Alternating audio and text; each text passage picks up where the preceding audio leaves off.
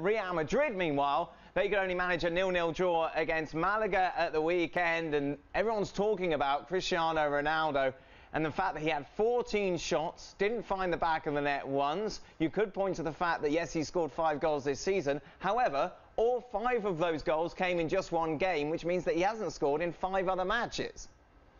Yeah, exactly. And of course, in terms of the consistency of contribution to Real Madrid, it would be far better if those 5 goals were 5 different games with 1 goal in each of them.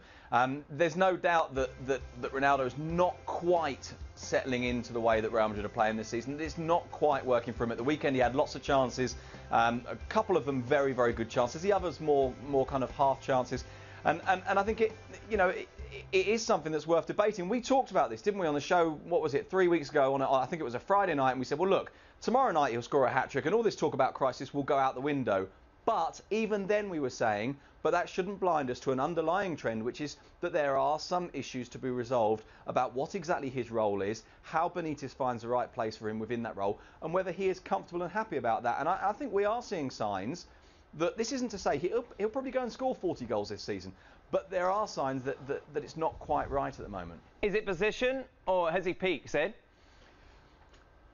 Well, I mean, I personally think, if we're going to look at peaked in physical terms, I think there was an element of that already, and I think he was already evolving into a number 9. Look at his goals last season, and I apologise, I don't have the stats in front of me, but I'd be willing to bet that 80-85% of his goals last year were scored with a single touch. Him arriving into the area and finishing off. He wasn't going at people and going past people and shooting from distance or running into the area on his own as much as he'd done in previous years.